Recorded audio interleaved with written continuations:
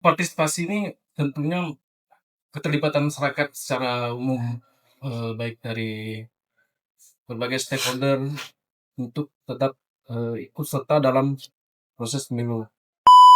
Kalau kita lihat sekarang, banyak masyarakat yang masih apatis terhadap politik. Apa faktor penyebab rendahnya partisipasi masyarakat, dan bagaimana cara menumbuhkan kesadaran itu kembali?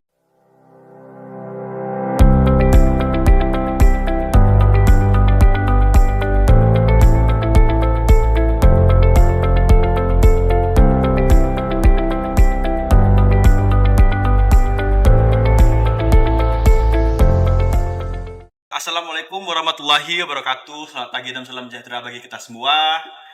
Halo pendengar setia podcast Ngobrol Seru Barang Bawaslu. Apa kabar semuanya? Semoga kalian selalu dalam keadaan sehat dan semangat. Kembali lagi bersama saya Ade Muhammad Ridho Albani yang akan menemani kalian dalam obrolan inspiratif seputar isu politik dan kehidupan bernegara. Teman-teman, pada episode terakhir kali ini, kita akan membahas tema yang sangat penting dan menarik, yaitu pencegahan pelanggaran pemilu melalui partisipasi masyarakat dan peran humas. Mengapa tema ini penting? Karena keberhasilan suatu pemilu tidak hanya bergantung pada penyelenggaranya saja, tetapi juga pada kesadaran dan peran aktif masyarakat untuk ikut menjaga prosesnya agar tetap jujur, adil, dan transparan. Hari ini kita kedatangan tamu spesial. Beliau adalah sosok yang sangat penting pada lembaga Bawaslu Sintang. Dan juga beliau adalah orang yang berpengalaman di bidang pencegahan pelanggaran pemilu. Pada periode 2023 sampai 2028, beliau juga aktif di Yayasan Gemawan pada tahun 2016 sampai tahun 2023. Dan juga beliau menamatkan pendidikan S1 di Sekolah Tinggi Keguruan dan Ilmu Pendidikan Persada Kartini Sintang. Beliau adalah Pak Aloysius Kusnadi. Sebelum kita lanjut ke pertanyaannya, Pak, apakah Bapak ada kata-kata yang ingin disampaikan sebelum kita memulai acara kita hari ini? Baik, terima kasih, atas, kesempatan yang diberikan kepada, kami dari Bawaslu, terutama di divisi, pencegahan, partisipasi masyarakat dan hubungan masyarakat. Sini, bersama, rekan-rekan mahasiswa dari STKP yang akan, eee, banyak bercerita tentang, kepemiluan yang terjadi di kepolisian ini. Eee, Terima kasih dan selamat pagi. Sebenarnya apa yang dimaksud dengan partisipasi masyarakat dalam konteks pemilu, terutama dalam upaya pencegahan dan pelanggaran, Pak? Partisipasi ini tentunya keterlibatan masyarakat secara umum, baik dari berbagai stakeholder untuk tetap, ikut serta dalam proses pemilu. Di sini partisipasi dalam hal ini bukan hanya partisipasi ketika, datang ke TPS seperti itu, tapi di sini partisipasinya lebih kepada pengawasan proses pemilu tersebut. Tentu dengan ada keterlibatan masyarakat, dengan proses pengawasan proses yang langsung selama pemilu, mungkin ke depan pemilu bisa berkualitas dan berintegritas. Kalau kita lihat sekarang, banyak masyarakat yang masih apatis terhadap politik. Menurut Bapak, apa faktor penyebab rendahnya partisipasi masyarakat, dan bagaimana cara menumbuhkan kesadaran itu kembali, Pak? Baik, kalau secara apatisnya kan, eh, dia kan tidak terbuka atau menutup diri sendiri secara apatis. Kemudian secara kesadarannya memang kita harus, memberikan perbandingan, paling tidak memberikan perbandingan. Misalnya kita memberikan perbandingan kepada pemilih pemula, ingat pemilih pemula. Di sini kan pemilih pemula kan, tentu, belum tahu proses pemilu seperti apa, atau mungkin belum pernah menyalurkan hak pilihnya sehingga mereka bersifat apatis. Nah, kita bisa bisa memberikan, edukasinya, misalnya kenapa kenapa tidak menyalurkan hak pilihnya, sementara kita kan, eh, mempunyai hak sama dipilih untuk memilih. Nah, ketika mereka apatis, tentu kita berikan pembandingan, misalnya ketika ke depan nanti kan, eh, ada kesempatan menyalurkan diri, gimana kalau misalkan gue tidak memilih. Ya. Gitu. Kemudian, di misalnya di tingkat yang, sudah memilih, ibaratnya kan harusnya memilih, dia pernah memilih, mungkin ada kekecewaan ataupun, ketidakpercayaan dengan hasil pemilu demikian kan. Juga kita bisa berikan pemahaman yang sama, misalnya ke depan kan tentu pergantian politiknya kan hanya 5 tahun tetap pergantian politik. pergantian pemimpinan. Nah, kita berikan perbandingan misalnya ketika mungkin tahun ini kan bukan kita atau bukan kita yang ataupun keluarga kita yang maju, tapi ke depan siapa tahu anak-anaknya bisa maju, tentu juga mencari dukungan ataupun mengharapkan hak pemilihan dari masyarakat itu sendiri. Dalam era digital seperti sekarang, hoax dan disinformasi juga sering menjadi pemicu pelanggaran pemilu, Pak. Bagaimana Humas bisa menghadapi tantangan tersebut? Kalau kita di Bawaslu kan ada medsosnya, melalui medsos, kemudian kalau di pusat di Bawaslu RI, kita bekerjasama dengan platform maupun di TikTok, Facebook maupun Instagram itu sudah bekerjasama, sehingga ketika ada yang ujaran kebencian ataupun hoax tadi itu sendiri bisa langsung disampaikan melalui platform tersebut. Itu kalau di tingkat pusat. Sementara kalau di daerah itu bisa juga kita lakukan melalui komunitas-komunitas yang baik tingkat digital maupun komunitas yang sudah kita bangun di kawasan partisipatifnya itu melakukan take down bersama atau take down serentak minimal 100 orang untuk melakukan take down serentak secara algoritma itu bisa ter take down sendiri seperti itu. Sekarang apa hal pertama yang terlintas di pikiran Bapak ketika mendengar kata partisipasi masyarakat saat mendekati pemilu, Pak? Sebenarnya partisipasi masyarakat itu kan kalau selama ini masyarakat ini kan partisipasi itu untuk memilih datang TPS-nya itu di partisipasinya untuk pemilihan. Cuma harapan kami di Bawaslu ini kan partisipasi mereka itu bukan hanya datang TPS, tapi juga mengawasi proses-proses pemilu. Baik di misalnya masuk ke DPT kan, DPT itu kan kadang kan misalnya ada warga kita yang belum terdaftar di DPT, tetapi sebenarnya sudah masuk usia untuk masuk di DPT, itu bisa kita berikan edukasi bahwa udah punya hak pilih harus dilaporkan Bawaslu ataupun ke KPU seperti itu. Jika terjadi kesalahan pendataan penduduk itu apakah memiliki dampak tertentu, Pak? Dampaknya kalau misalnya kan misalnya pemilih ganda, misalnya pemilih pindah memilih, tapi kalau dia memilih kan misalnya kan tetap menggunakan KTP kan ataupun tetap terdaftar di DPT. Masalahnya kan kadang-kadang tuh ada pemilih ganda atau pemilih yang Pemilih usia 17 tapi tidak masuk di DPT, belum masuk kan ke data penduduk. kata lihat juga yang sering terjadi ini ketika di bilik suara pemungutan suara pas hari pemungutan suara itu kan ada pemilih khusus dan pemilih tambahan. Kalau menurut Bapak sendiri, kenapa masyarakat masih cuek terhadap isu-isu politik? Cek dari sisi subjek itu memang eh, dia ibaratnya ini lebih patis tadi untuk diri sendiri. Harusnya ketika kita bisa misalnya mengajak seseorang itu untuk coba bergaul ataupun melakukan membuka diri sendiri terhadap hal-hal apa yang terjadi, karena isu publik ini kan tentunya kebanyakan isu dari hasil pemilihan, misalnya tentu yang menentukan kan eksekutif, legislatif sendiri yang membuat kebijakan. Sementara kita kalau pergi ngopi ke warung kopi saja, sebenarnya kita sudah membayar pemilu karena itu ada pajaknya, misalnya kan beli barang di warung juga ada pajaknya seperti itu, sehingga hal-hal kecil ini bisa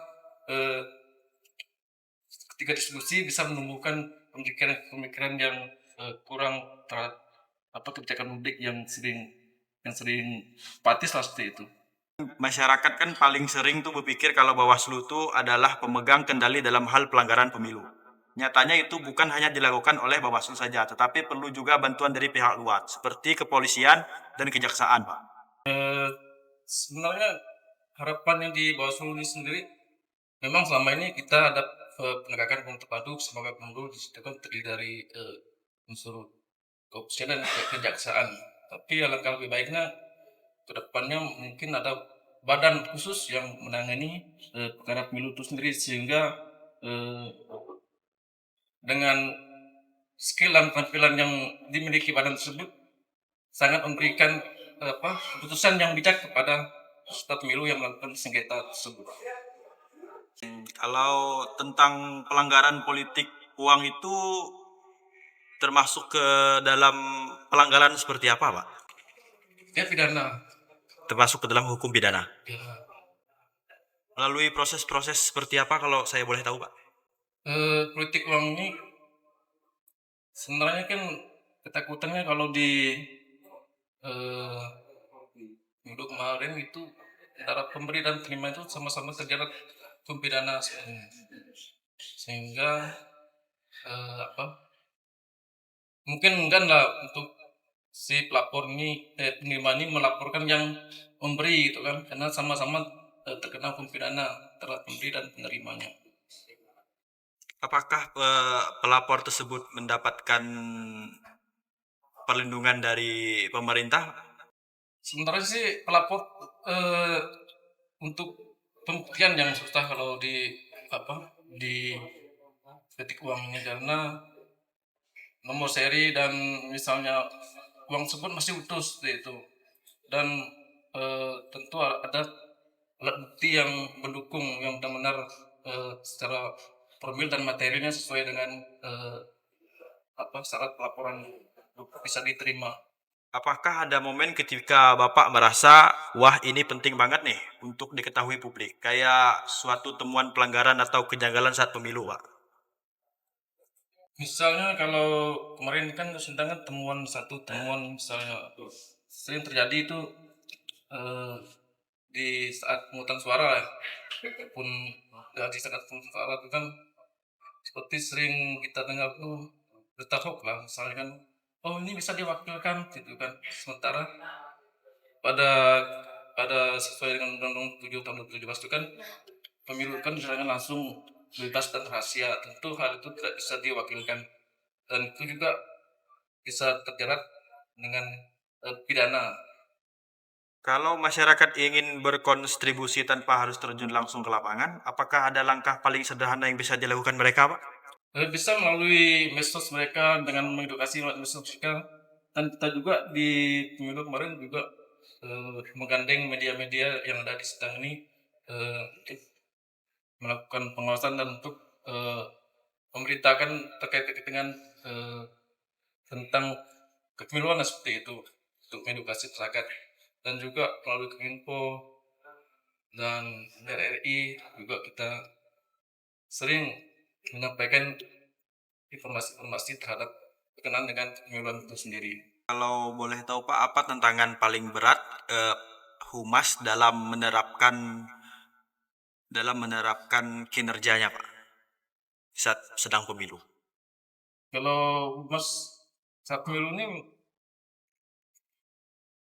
tidak terlalu berat sih, karena kita kan yang penting kita menggandeng stakeholder yang tokoh-tokoh kunci, misalkan di tokoh adat ataupun di media ataupun di pemerintahan kan kita juga kan bekerja sama dengan stakeholder yang sama, kan misal keamanan seperti kemarin waktu pemilu itu kan ada eh, dan beredar di WhatsApp itu bahwa akan ada yang pihak yang ingin membatalkan pleno di tingkat kecamatan di kecamatan Sintang sini. Kemudian kan dari pihak keamanan kan gencar untuk mengantisipasi hal itu sehingga pada akhirnya hal itu tidak terjadi seperti itu. Kalau dulu kan waktu pada tahun kemarin pas pemilu tuh ada baleho-baleho partai, Pak. Disuruh mereka tuh menurunkan alat peraga kampanye itu sebelum hari pemilihan pemilu, Pak. Apakah kalau mereka tidak menurunkan atau melepaskan baleho tersebut akan terkena sanksi atau gimana, Pak? Nah ini kalau di dalam pemilu ini kan memang kita kan eh, leg spesialis namanya kan, ada rentang waktunya Ya. terhadap aturan tersebut. Hal-hal seperti itu eh, jika sudah diimbaukan atau diinstruksikan dari Bawaslu sendiri kan, misalkan kami kan bersurat langsung nih ke partai nih, misal bendera ini kan partai partai A kan, kita bersurat ke setiap partai ini bahwa penurunan bendera ini eh, harus diturunkan pada tanggal ini, jam ini kan harus ditanggalkan. Dan kalau memang itu himbauan biar partai ini menurunkan secara mandiri. Ketika itu tidak diturunkan secara mandiri, barulah kami bersama pihak terkait, misalnya kepolisian dan satpol pp dan Bawaslu menurunkan langsung baliho-baliho yang masih masih Masih di masih apa? dipasang. Ya. Oh. Pernah nggak Anda merasa kalau ada miskomunikasi dengan masyarakat yang akhirnya jadi pelajaran berharga?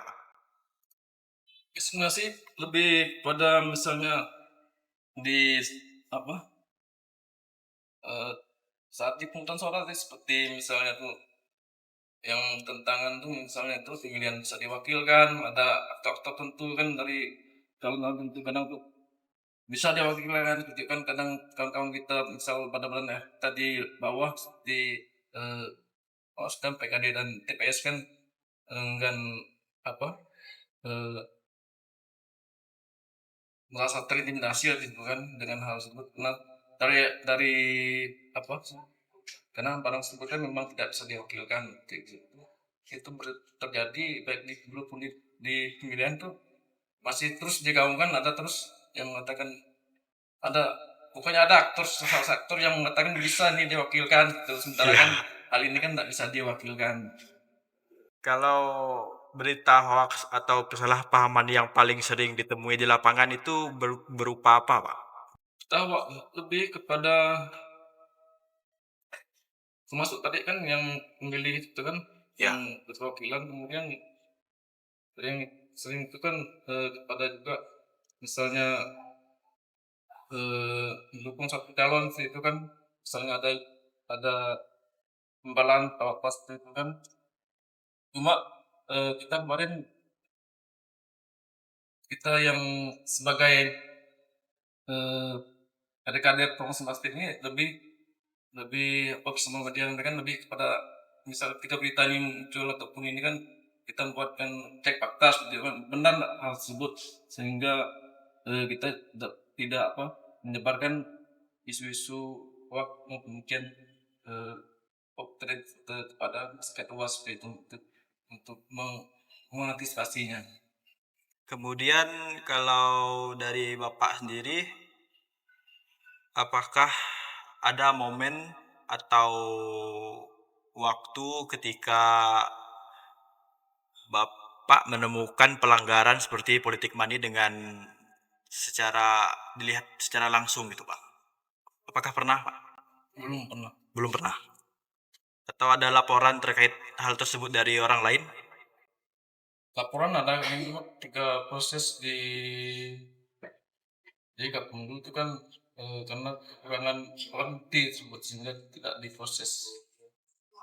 Ada nggak tips supaya masyarakat lebih berani melapor terkait pelanggaran-pelanggaran? Itu kesadaran mulai dari mana kita apa melalui pengawasan itu biasanya ada kesadaran pengawasan mandiri, pengawasan dari mulai diri sendiri, dari kita pribadi misalnya bahwa hal ini tidak hal-hal mana yang tidak boleh dan dibolehkan dalam pemilu tersebut, sehingga dengan kesadaran mandiri, pengawasan mandiri seperti itu kan bisa menularkan pada masyarakat lain untuk saling mengingatkan terhadap hal-hal yang eh, janggal dalam pemilu.